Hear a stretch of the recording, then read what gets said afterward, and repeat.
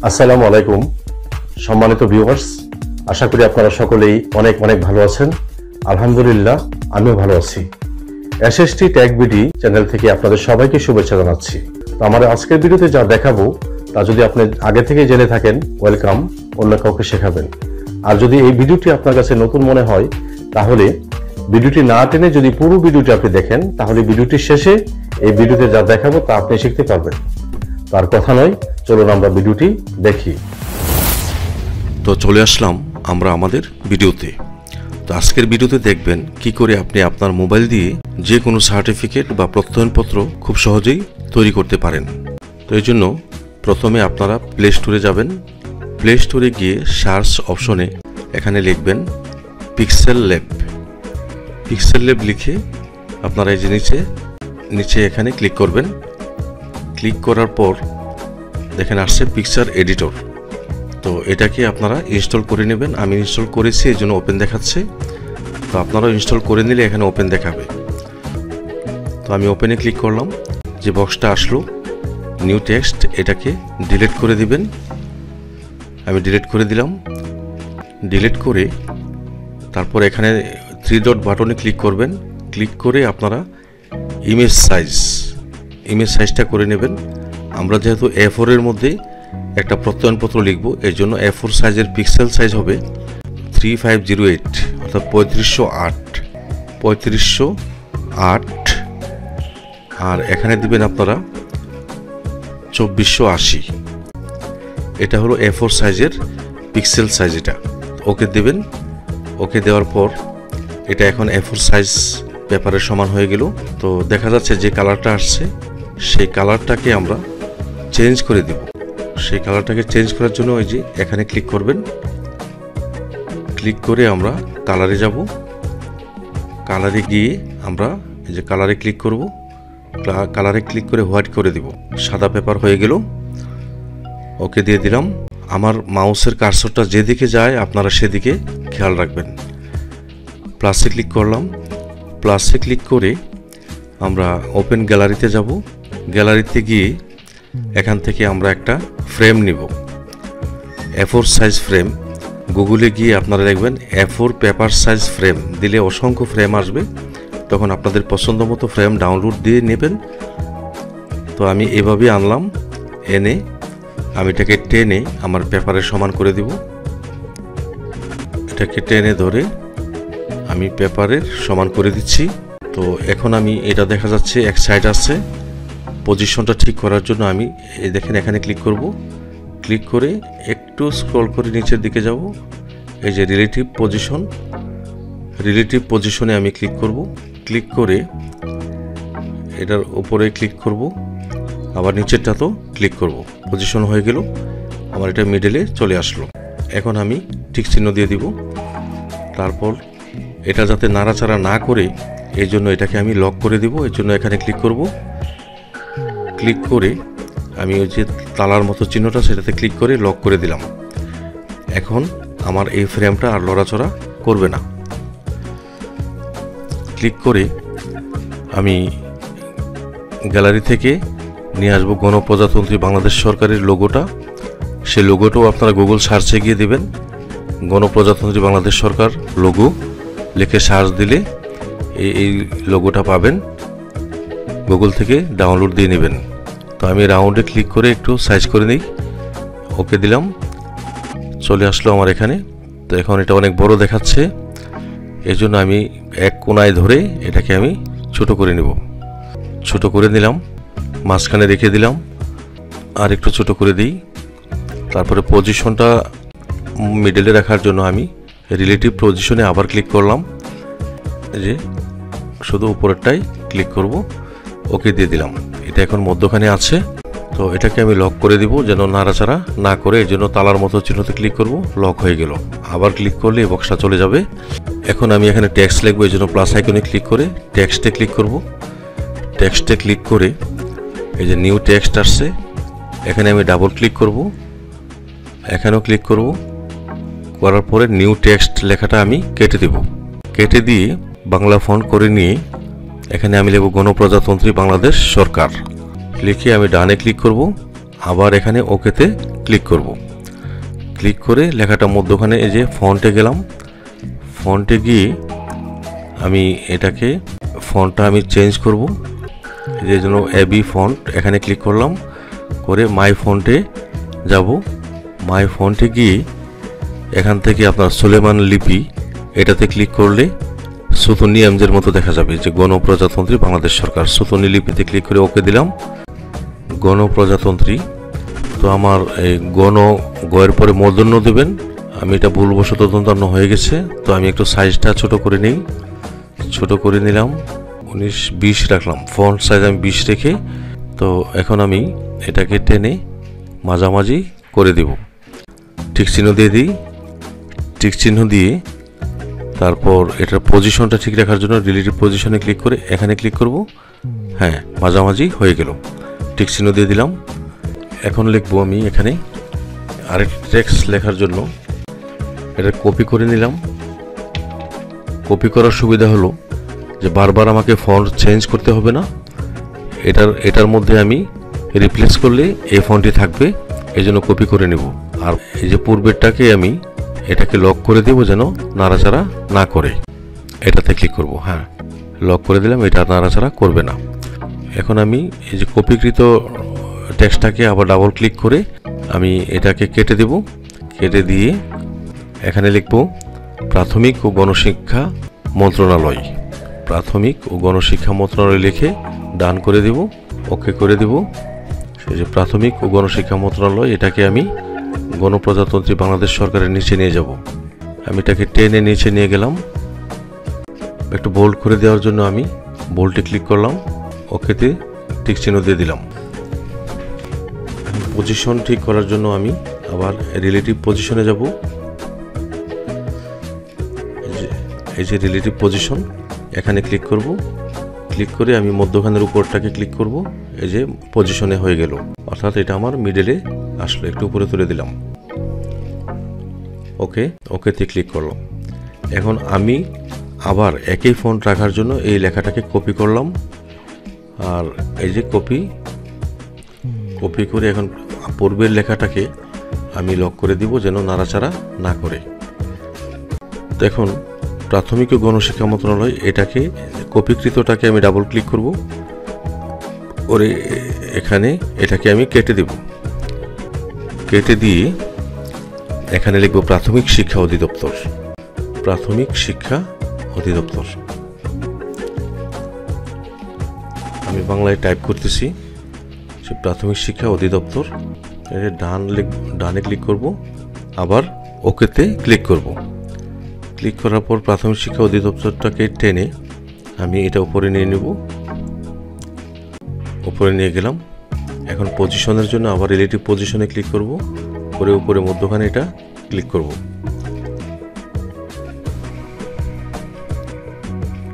এখানে আমি আরেকটা টেক্সট লিখব বিদ্যালয়ের নাম। আমি আমার বিদ্যালয়ের নাম লিখতেছি, আপনি আপনার বিদ্যালয়ের নাম লিখবেন। তো লিখে আমি ডান করে দেব, ওকে করে দেব।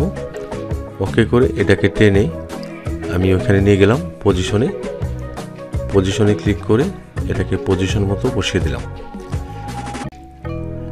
ওকে দিলাম। দেখুন,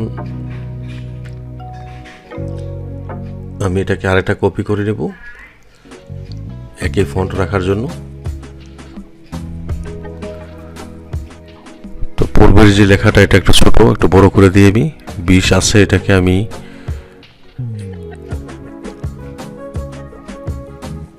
22 করে দিই। হ্যাঁ, 22 করে ওকে করে দিলাম। এখন পূর্বের যে এটাকে আমি লক করে দিলাম যাতে নাড়াচাড়া না করে। তো এটাকে ডাবল ক্লিক করে আবার আমি ফন্ট লিখব এখানে আমার উপজেলা এবং জেলার নাম। আপনি আপনার উপজেলা এবং জেলার নাম এখানে লিখবেন।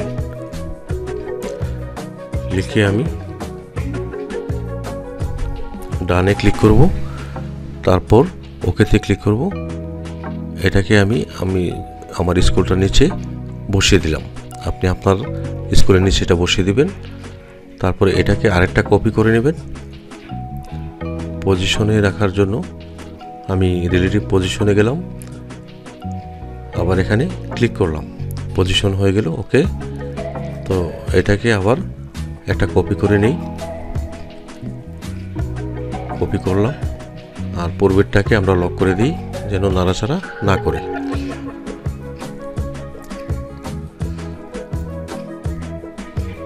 তো এটাকে কপি করে নিয়ে কপিকৃতটাকে আমি ডাবল ট্যাপ করব, ডাবল ট্যাপ করে এটাকে কেটে দেব।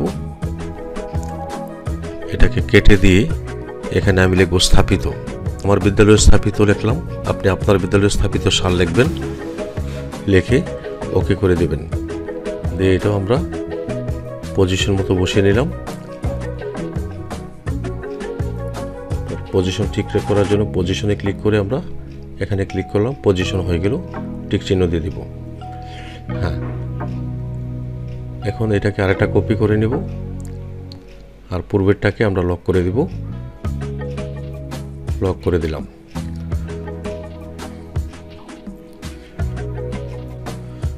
ডাবল ট্যাপ করার আগে আমরা এখানে একটা টেক্সট বক্স নেব, শেপস, এই যে শেপস নিলাম। শেপস নিয়ে এটার কালারটাকে আমরা চেঞ্জ করে দিই, কালোর মধ্যে ক্লিক করলাম, করে আপনার পছন্দ মতো কালার আপনি দিতে পারবেন এখানে।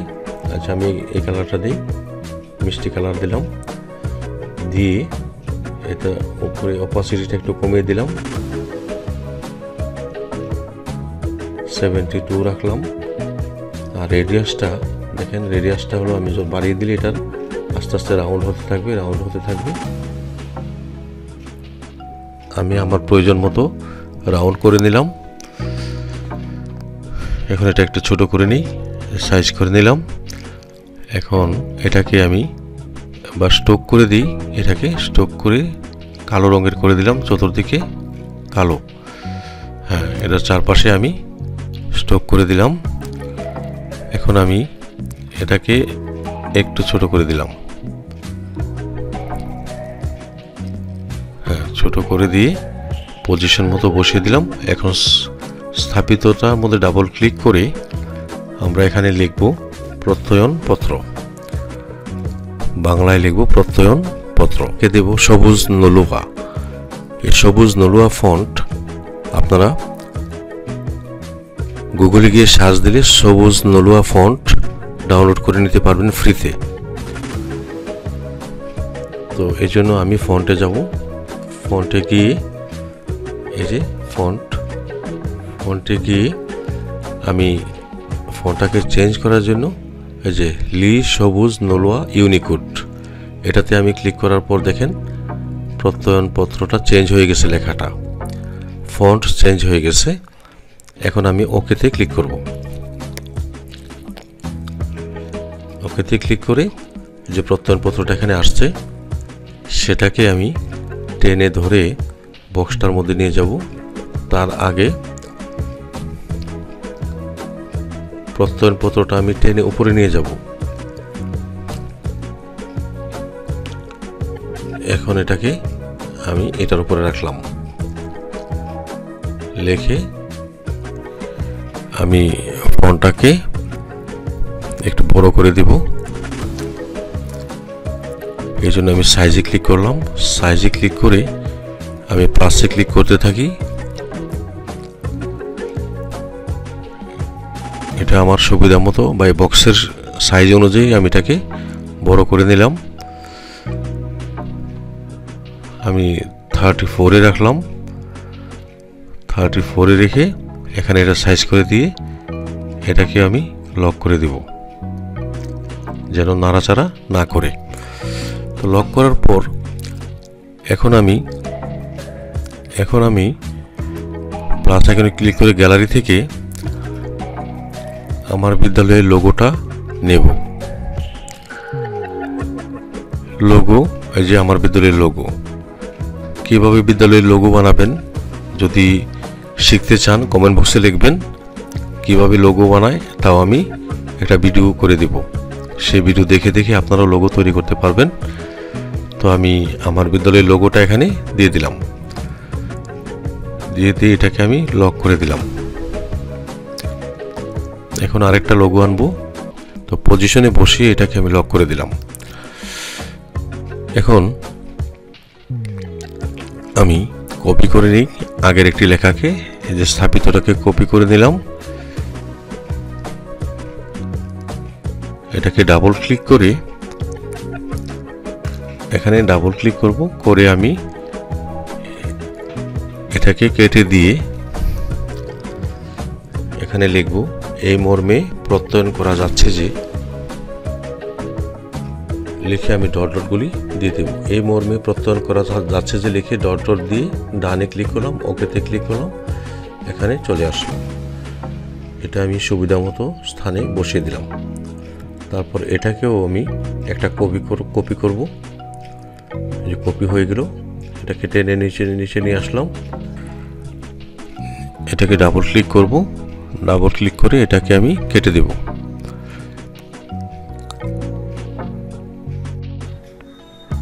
তো কেটে দিয়ে এখানে আমি লিখব পিতা, তারপর ডট ডট দিয়ে লিখব মাতা, তারপর আবার ডট ডট দিব। তো সুবিধার জন্য আমি ভিডিওটা এই অংশটা কেটে দিলাম। তো কেটে দিয়ে আমি এখানে নিয়ে আসলাম। তো এখন আমি এখানে লিখব, এটাকে আরেকটা কপি করব। তো এটাতে ডাবল ক্লিক করে এটাও আমি কেটে দেব। কেটে দিয়ে এখানে লিখব, এটা কেটে দেব।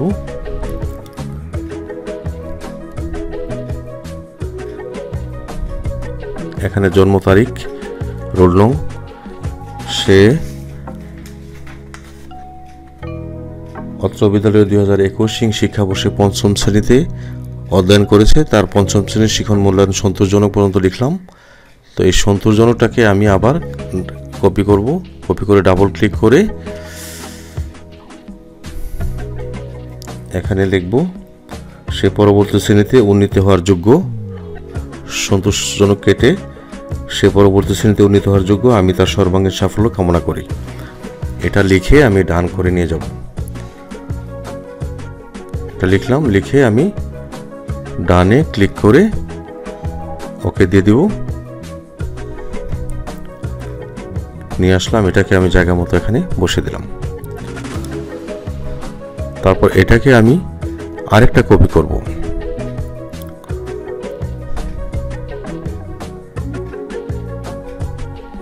কপি করলাম, নিয়ে আসলাম, এটাকে আমি ডাবল ক্লিক করব, করে এটাকে কেটে দেব।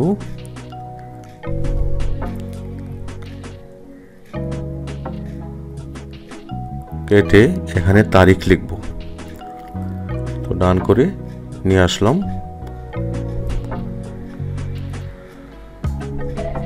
তারিখ, এটা জায়গা মতো বসে দিয়ে কপি করে নিলাম।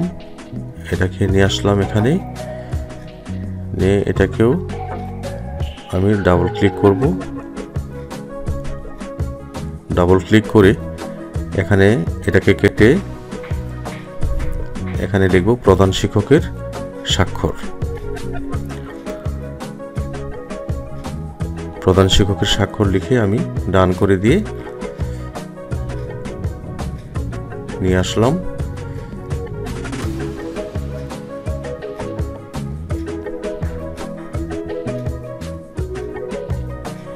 সাইজটা একটু ছোট করে দিব।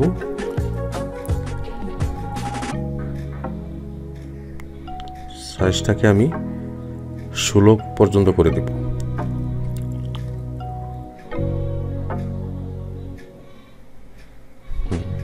16 করে দিলাম। করে দিয়ে এটাকে সাইজ মতো আমি এখানে বসে দিলাম। এটাকে আরেকটা কপি করে নেব। এখন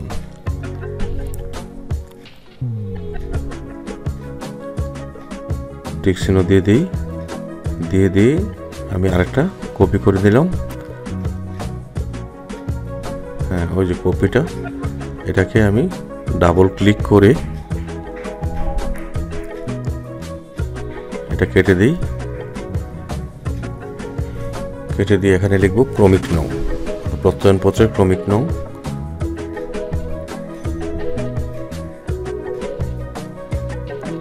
লিখে ডান করে আমি নিয়ে আসলাম, এটি ক্রমিক নং।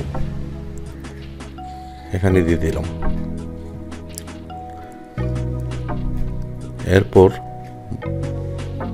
একটা লোগোর দরকার, সেই লোগোটা নিয়ে আসবো। এই জন্য আমি গ্যালারিতে প্রবেশ করে এখান থেকে সবার জন্য মানসম্মত শিক্ষা এই লোগোটা আমি নিয়ে আসবো এখানে। তো এই লোগোটাও আপনারা সবার জন্য মানসম্মত প্রাথমিক শিক্ষা গুগলে সার্চ দিবেন, দিয়ে গুগল থেকে ডাউনলোড করে নেবেন। তো আমি এখানে এটার অপাসিটিটা কমিয়ে দিলাম, 16% করে দিলাম। অপাসিটিটা কমিয়ে আমি এটাকে টেনে সবার নিচে নিয়ে যাব। বাস, সবার নিচে নিয়ে আসলাম। একটু সাইজটা একটু বড় করে দিই। হ্যাঁ, এখন আমি এটাকে সবগুলিকে লক করার জন্য দেখেন নিচে এই যে এটাতে আমি ক্লিক করব। এখানে ক্লিক করার পর যে বক্সটা এসেছে সেই বক্সগুলি আমি টিক চিহ্ন দিয়ে দিব। সবগুলিকে টিক চিহ্ন দিয়ে দেব। সবগুলি টিক চিহ্ন দেওয়ার পর আমি এখানে ক্লিক করব। এখানে ক্লিক করে ওকেতে ক্লিক করে দেব। সবগুলি লক হয়ে গেল। এখন আমি এটাকে সেভ করার জন্য আমি এখানে ক্লিক করব, সেভ এজ ইমেজ। এখানে ক্লিক করলাম, করে ডাইমেনশনটা কাস্টম লেখা, এটাকে আমি এখানে ক্লিক করে নিচে স্ক্রল করে আল্ট্রাতে ক্লিক করব। আমি আল্ট্রাতে ক্লিক করে দিলাম। আল্ট্রা, এখন সেভ টু গ্যালারি। এটা আমার গ্যালারিতে সেভ হয়ে গেল। তো এটা দেখার জন্য আমি গ্যালারিতে যদি যাই, গিয়ে দেখব যে গ্যালারি, এই যে নিউ, এখানে ক্লিক করলে এটা চলে আসবে। হ্যাঁ, এটা যদি এখানে ক্লিক করি তো আমার ডিসপ্লেতে আসবে। তো দেখা গেল এটা আমার প্রত্যয়নপত্র। এইভাবেই মোবাইল দিয়ে আপনারা সহজে প্রত্যয়নপত্র তৈরি করে নেবেন। তো এই ভিডিওটি যদি আপনাদের ভালো লেগে থাকে তাহলে অবশ্যই লাইক, কমেন্ট এবং শেয়ার করে দিবেন। সেই সাথে আপনার পাশে থাকা সাবস্ক্রাইবার বেল আইকনটি বাজিয়ে অন করে দিবেন। এতে করে নতুন নতুন ভিডিও আপনাদের নোটিফিকেশনে সবার আগে চলে যাবে। আজ এই পর্যন্ত, আপনারা সকলেই ভালো থাকবেন। খোদা হাফেজ।